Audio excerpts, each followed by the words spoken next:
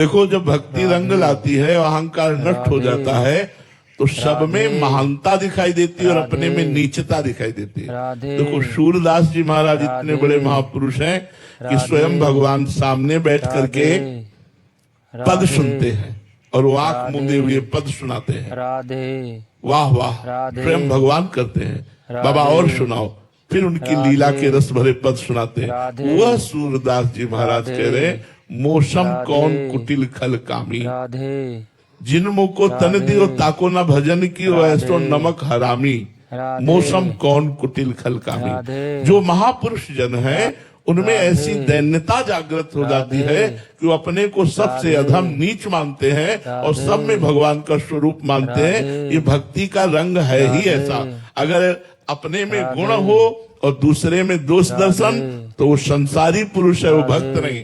अपने में दोष दर्शन, दूसरे में गुणों का दर्शन, ये भक्त का लक्षण है। इसलिए भक्ति का रंग ही है तृणादपि सुनीचेन तरोरु सहिष्णुना अमानिना मान देनो कीर्तनिया सदा हरि।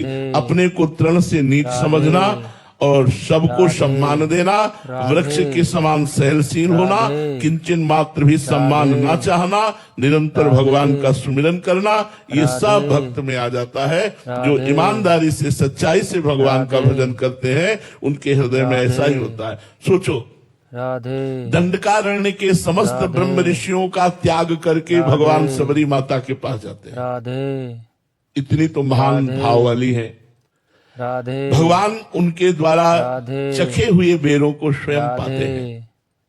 भगवान नवधा भक्ति की स्तुति सबरी जी की करते हैं और सबरी जी अपने मुख से, जिनके सामने ब्रह्मराम बैठे हुए हैं, क्या कह रही हैं? अधम ते अधम अधम अति नारी, तीन माह में मति मंद अघारी। हे पापों का नाश करने वाले प्रभु, मैं अधम से अधम, प्रभु मैं अधम। आप सोचो, जिनके सामने भगवान बैठे हुए अधम कैसे हो सकता है? तो महापुरुष है।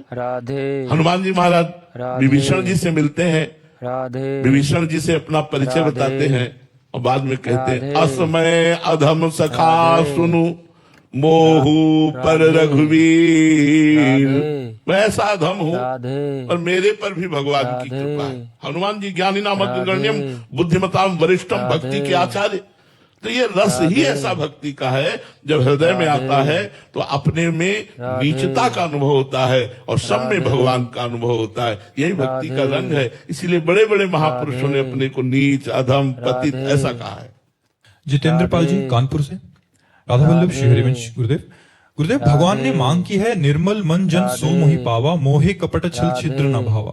गुरुदेव, क्या केवल निर्मल मन हो जाने से भगवान की प्राप्ति हो जाएगी? और निर्मल मन कैसे होता है महाराज जी? उस निर्मल मन होने पर भगवान की प्राप्ति नहीं, निर्मल मन ही भगवान हो जाएगा। इंद्रियाणाम मनश्चास्मि, इंद्रियों में मैं मन हूँ, भगवान श्री कृष्ण कहते हैं। मलिन मन होने के कारण, जैसे दर्पण है ना, मलिन होने के कारण हमें कुछ दिखाई नहीं देता, लेकिन जो ही दर्पण साफ हुआ तो अपना प्रतिबिंब दिखाई देने लगता है। ऐसे जहाँ निर्मल मन हुआ तो उसी निर्मल मन में भगवान विराजमान है, उसी मन में विराजमान। इंद्रियाणाम मनश्चास्मि, तोरा मन दर्पण कहलाए। उसी मन दर्पण में भगवान का साक्षात्कार हो जाता है। मन निर्मल करने के सांख्य योग, कर्मयोग, भक्ति योग, अष्टांग योग, ये सब साधन है। ऋषि मुनियों से, साधु महात्माओं से मिलो, उनकी शरण में जाओ, उनके बताए हुए साधन को करो, आपका मन धीरे धीरे निर्मल होने लगेगा। हमारा मन निर्मल हो रहा है महाराज जी, इसकी कोई पहचान है? हाँ, विषय प्रियता खत्म होने लगेगी। जानस तबहि जीव जग जागा, जब सब विषय विलास विरागा। हमारे ऊपर सत्संग का प्रभाव पड़ रहा है। हमें विषय प्रियता अच्छी न लगे, मान सम्मान अच्छा न लगे, भीड़, जय जयकार, ये सब अच्छी न लगे। एकांत में बैठ करके कोई मुझे जाने ना, मैं राधा राधा रटूं और प्रभु के लिए रोऊं, बस ऐसा जीवन व्यतीत करने की जब इच्छा होने लगे तो जान लो भगवान की विशेष कृपा हो गई, गुरुदेव की विशेष कृपा हो गई।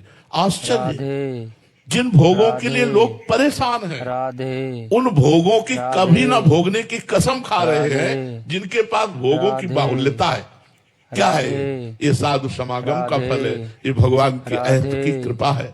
जानस तू तबहि जीव जग जागा, जब सब विषय विलास विरागा। भोग अच्छे ना लगे। उनके पास वो सब है जो कर सकते हैं और वो नहीं कर रहे हैं, उनका मन भाग रहा है एकांत की तरफ। ये है संत कृपा, ये है गुरु कृपा, ये है अध्यात्म का रंग जो सब जगह से हटा देता है। राधे।